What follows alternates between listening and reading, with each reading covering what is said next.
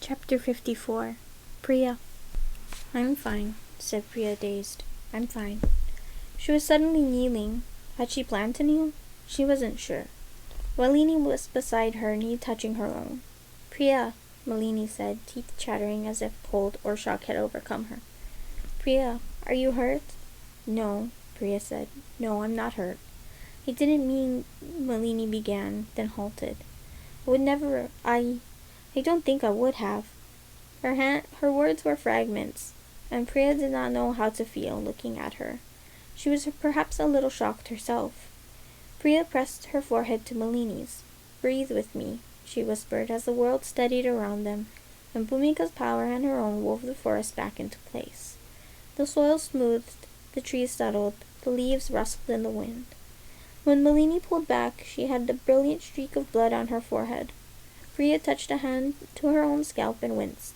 "Here," said Bhumika. She was looming over them, a cloth in hand, which Priya took and pressed hard to the wound. She didn't think it was deep. Head wounds always bled far too much, shallow or not. Finally, Priya looked around in wonder. Then she began to laugh. "You're all of you. Is that really Commander Javan, Bilu, you, Bhumika?" "You seem to have lost your words, Priya," Bhumika said serenely. Priya felt tears threatening at her eyes. Through the laughter, she forced them back. "I was afraid for you." Priya's voice was rough. "And I for you, although I don't know why I bother, when you're always throwing yourself into trouble." Bhumika glanced at Malini, who was now standing behind Priya, watching them with the attention of a hawk. "Why," Bhumika said, "are you in the forest with the Emperor's sister?" "She would have died if I'd left her on the Hirana," said Priya. "That doesn't answer my question." "Lady Bhumika," said Malini, bowing her head just slightly, in the gesture of a noble woman greeting a respected equal. After a moment, Bhumika returned it. "We should speak privately," said Bhumika. The three of them walked some distance away from the traveling household, though Priya turned as they walked, looking for familiar faces in the crowd. With difficulty, Bhumika sat on a severed trunk of a tree, using Priya's arm for support as she lowered herself. Priya kneeled down, Malini mimicking her. A small distance away, Kalida hovered, eyes narrowed and arms crossed. Now that she was not using her twice-born gifts, Bhumika looked pained and tired. Her child was due so soon, Priya knew, and she felt a pang of worry run through her as Bhumika carefully straightened in her seat with a quiet sigh. "Speak," said Bhumika. Priya was the one to explain the new agreement between them, the possibility of a self-rule for Ahiranya, freedom entirely from the control of Parijatvipa. As she spoke, she watched the way Malini looked between them, weighing up all she'd seen. Bhumika and Priya's shared gifts, the informal way they spoke to one another, drawing her own conclusions about the bond between them. At the end, Bhumika nodded, said, "I see." Then she leaned forward a little, expression thoughtful. "To me," she went on, "the difference between a place in the empire and a place beyond it as an ally nation is negligible. You may have noticed that our crops and our farmers have suffered greatly. We cannot easily feed ourselves. Our position is weak. To survive as an independent nation would require us to be like any city-state of Parijatvipa in all but name, and we would still have no power at the imperial court." "I cannot promise you power at court and freedom," Malini said. "But as for independence, Lady Bhumika, surely the symbolism is important, is it not? No one forgets that the Ahiranyi were in the Age of Flowers. Parijatvipa does not forget the way your temple ancestors and the Yaksa nearly took everything, ruled everything. And my own people think, on balance, you would not have been kind masters. Your subjugation as a vassal nation has been a symbol to Parijatvipa," Malini continued.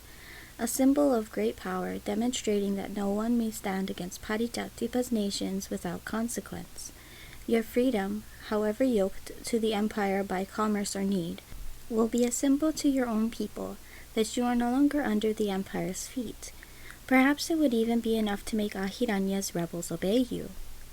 Bhumika looked no less pained or tired, but there was a new light in her eyes.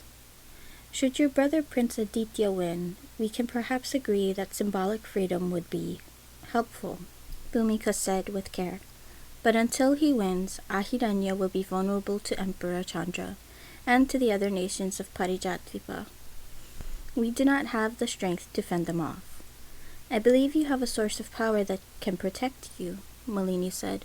The rebels sought it, and Priya has the key. Finally, the two of them looked at Priya. Princess Malini, I think you and I should perhaps talk further alone, said Bhumika. Priya thought about protesting. She was, after all, not exactly uninvolved in any of this.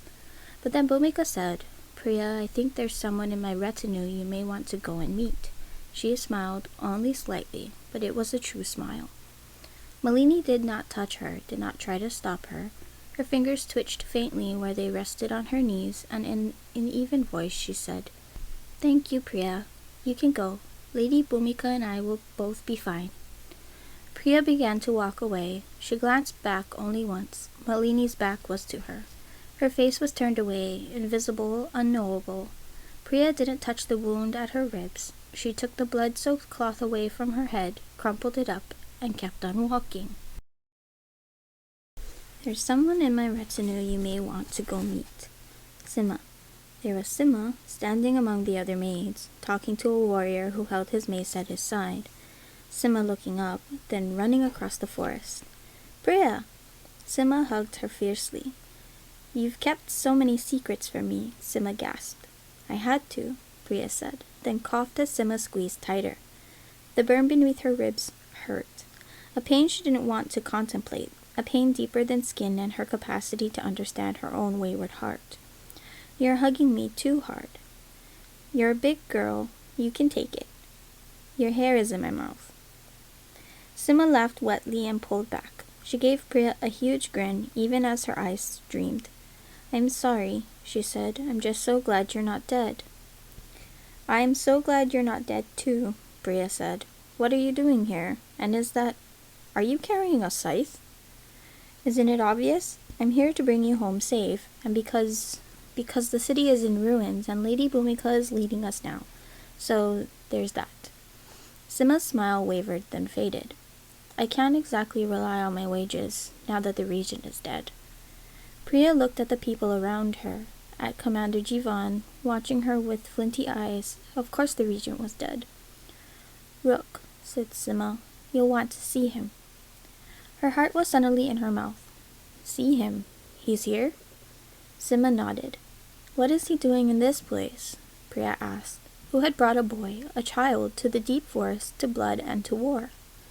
Lady Bhumika ordered him to come, Sima said. She hesitated, then added, Lady Bhumika, she knows Rook did something he shouldn't have, spoke to people he shouldn't have. So Bhumika had found out then. Maybe Rook's presence was a punishment for Rook, or a punishment for Priya, for bringing him into the Mahal. But such viciousness didn't seem like something Bhumika would willingly choose, so Priya was not sure she could believe it. I do want to see him, Priya said. Please.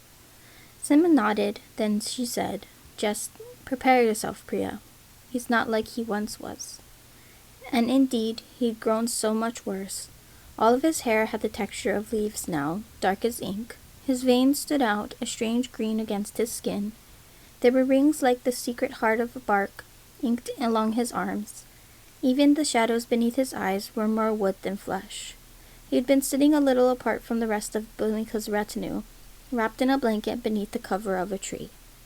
When she approached, he stood and let the blanket puddle at his feet. He looked at her, she looked at him. Rook, she said, won't you greet me?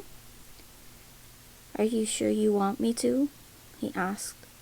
She could have told him the rot had never scared her. She could have assured him in a dozen different ways. Instead, she walked over to him, bent down, and hugged him carefully. It was the first time she'd done it, and she wanted him to know he could push her away, but he didn't. He stayed very still. I'm glad to see you again, she said. She felt the tension in him, the way he held himself, wound tight with the fists clenched, ready for anything that could be thrown at him. She felt it break. I'm sorry, he gasped out. I'm sorry. She held him tighter then, fiercely, as if she had the power in nothing but her arms to keep him safe. I'm sorry I joined the rebels, he said. I'm sorry I wasn't loyal, but I am now. I'm staying here with you and Sima and Lady Bhumika. I made a promise and I'm sorry. It doesn't matter, she told him. None of it matters. You're okay. I told Lady Bhumika what I was. I told Gowrie. He trailed off as if he couldn't explain himself to her, as if he didn't have the words for why his heart had changed, why he wanted to remain with her, with Bhumika. It's different, she said. Having a home, isn't it? He pursed his mouth to stop his lips from trembling, nodded. You're okay, she said gently. We're both okay. You have nothing to apologize for, Rook. Nothing at all. She hugged him again, pressing her head to the leaves and curls on his head. I'm sorry I'm hugging you while covered in blood. That's fine, Rook said, muffled, sounding calmer now. He sniffled a little. I don't care. It doesn't smell great, though. I bet it doesn't. She let him go then, before either of them could begin to feel awkward. Rook smoothed down his clothes, rubbed his eyes dry. There's a lot that's happened in Hiranaprastha since I left, said Priya. Will you both tell me everything you can? Some of that awful guilt finally dimmed from Rook's face. Sima drew in closer, and the two of them began to weave the tale as Priya thought of the deathless waters, the promise of them, the hope. She thought of her dead siblings, the thrice-born, like Sanjana, who could manipulate the rot. She thought of what she might be able to do to save Rook if she had the same kind of power. She could make something of what she was, of what she and Ashok and Bhumika were. That wasn't only monstrous or cursed. She could make something good. She could save him. Cure, not curse. Perhaps.